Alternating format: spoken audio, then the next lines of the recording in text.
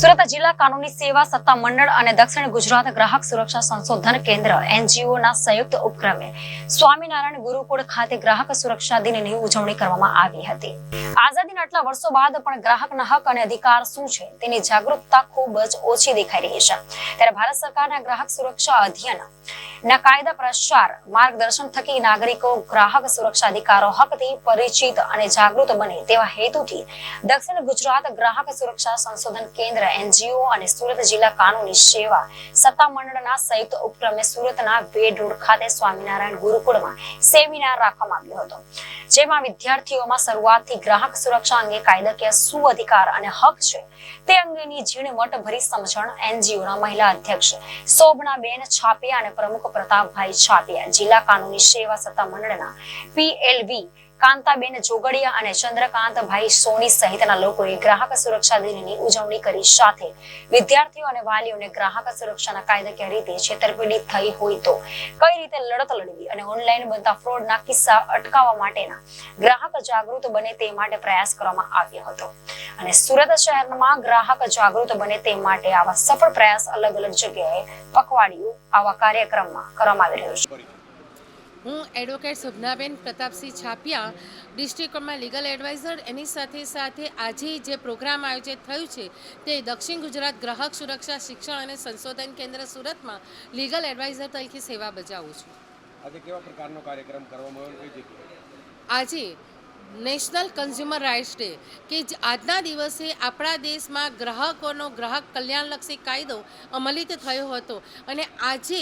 એની જે કહેવાય ને બર્થડે છે એને અનુલક્ષીને ગુજરાત સરકાર અને કેન્દ્ર સરકાર શ્રી દ્વારા 7 દિવસનું વીકલી સેલિબ્રેશનનું આયોજન સમગ્ર ભારતમાં થઈ રહ્યું છે। ત્યારે એ ઉજવણીના ભાગરૂપે આજે ગુરુકુલ સ્વામિનારાયણ ગુરુકુલ વેડ રોડ શાળા ખાતે ઉજવણીનું કાર્યક્રમનું આયોજન કરવામાં આવેલું છે। પ્રતાપભાઈ છાપિયા, દક્ષિણ ગુજરાત ગ્રાહક સુરક્ષા શિક્ષણ અને સંશોધન કેન્દ્રનો પ્રેસિડેન્ટ છું,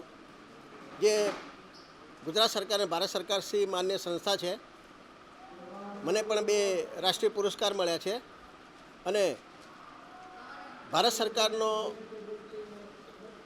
24મી ડિસેમ્બર 1986ના દિવસે રાષ્ટ્રીય ગ્રાહક સુરક્ષા દિનની ઉજવણી જે કાયદો ઘડાયો તે દિવસે થઈ અને એમાં ભારત અને ગુજરાતનો નાગરિક ગ્રાહક સુરક્ષાથી પરિચિત થાય, જાગૃત થાય અને નિર્ભય રીતે ખરીદી કરે અને એ રીતે ગ્રાહક તંદુરસ્ત બની રહે, આ શુભ આશયને સાકાર કરવા આ ગ્રાહક સુરક્ષા અધિનિયમ 1986 અને એમાં જે 2019નો જે સુધારો થયો એનો વધારે ગ્રાહકો લાભ લે એના શુભ આશયથી આ કાયદાનો વધારે સ્કૂલો, કોલેજો, સામાજિક સંસ્થાઓમાં પ્રચાર અને પ્રસાર થાય અને એ થકી ગ્રાહક નિર્ભય રીતે ખરીદી કરી શકે અને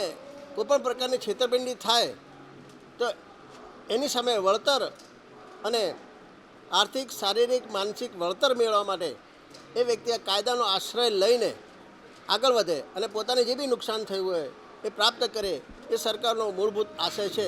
જેના થકી ગ્રાહકને તો ફાયદો છે જ, એની સાથે જે લોભિયા અને ધૂતારા જે વેપારીઓ જે છે કે જે પૈસાના માટે ગ્રાહકોને લૂંટતા હોય છે એને પણ જ્યારે સરકારી જે કોર્ટો છે, ફોરમ છે, કમિશનો છે એના હસ્તક એની વિરોધમાં જ્યારે સારા જજમેન્ટો આવતા હોય અને વેપારીને આર્થિક રીતે એની પ્રતિષ્ઠાને ઘણું બધું નુકસાન થતું હોય ત્યારે એ પણ બધા ચેતી જાય છે, કારણ કે આ ગ્રાહક સુરક્ષા કાયદો એવો છે અને જેના થકી વેપારીઓ પણ સુધરતા જોવા મળે છે આપણને અને એ પણ ગ્રાહકોને વધારે સારી વસ્તુ આપીને પોતાનો નફો વધારે પ્રાપ્ત થાય એ દ્રષ્ટિ તરફ આગળ વધ્યા છે। એનો સૌથી વધારે જો જશ આપી શકાય તો કન્ઝ્યુમર એક્ટને આપી શકાય અને એ કન્ઝ્યુમર એક્ટનો વધારે પ્રસાર થાય એનો આ કાર્યક્રમ અમે સુરતની સુપ્રસિદ્ધ એવી શ્રી સ્વામિનારાયણ ગુરુકુળ વિદ્યાલયમાં આજનો કાર્યક્રમ અમે આયોજિત કર્યો અને એ બદલ અમે આ શાળાના પરિવારને ખૂબ આભાર વ્યક્ત કરીએ છીએ અને ખાસ કરીને જે અહીંયા કાર્યક્રમમાં વિશાળ સંખ્યામાં નાગરિકો અને ગ્રાહકો અને વિદ્યાર્થીઓ પધાર્યા છે એમનો પણ સવિશેષ આભાર વ્યક્ત કરીએ છીએ। ખૂબ આભાર। Reporter Arvind Rathod, Janadesh news, Surat.